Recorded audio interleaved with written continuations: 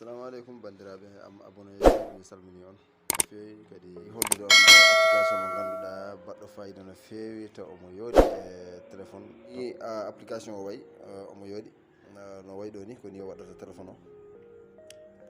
o wiyete ko visionnaire lancé 2021 demo téléchargé mbaɗa e téléphone ma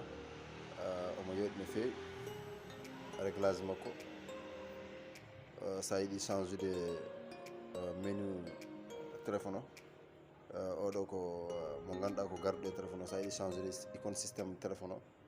a waɗat oɗo cliqué sa waɗimo cliqué o watta icône joni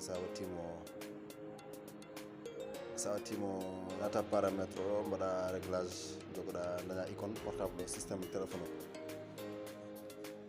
sa yiɗi changer de thème uji makko sa yiɗi changer de thème o taw wona oɗo thème jiɗɗa a yiɗi thème goɗɗo a yiɗi mano affiche goɗɗo wañade ɗo ene heewi omo yooɗi no fewi omo yooɗe téléphone sa yiɗi waddemo fonde écran ƴewan waɗa appliqué d' accord voilà joni oɗo woni fonde d' écran oɗo woni fonde d' écran sa yiɗi change demo kadi natta tan ko menu paramètre o ça yiɗi changer de couleur o pour wadde ɗum rouge gris noir blanc n'importe quelle couleur ça yiɗi changer ɗum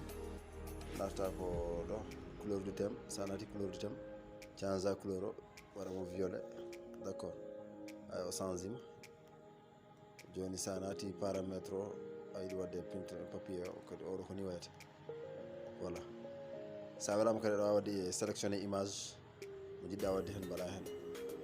n'importe quelle image mo jiɗɗa nan ɗo sa yiɗi mbaɗa hen mi ƴetta oɗo mi waɗamo appliqué d' accord voilà oɗo image moni sa yiɗi changer demo kadi ko ɗon nattata kala couleur mo jiɗɗa ko ɗon natta mbaɗama oɗo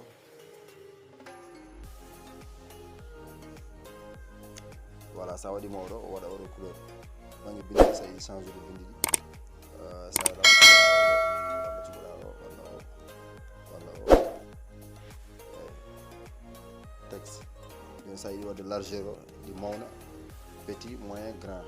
moyen comme ni bindi mbaɗi sa waɗi grande bindi ɗi mawna voilà bindi ɗi mawnat ga hen waddantama ko musique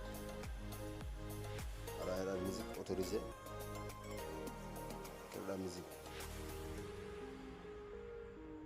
voilà mbaɗa next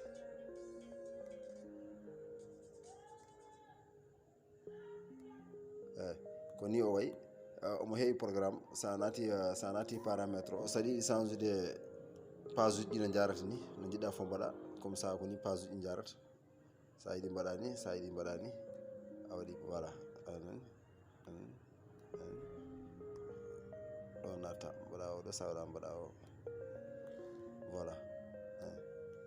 ni application o wayi voilà comme verte joni change image de galerie sa welama mbaɗa photo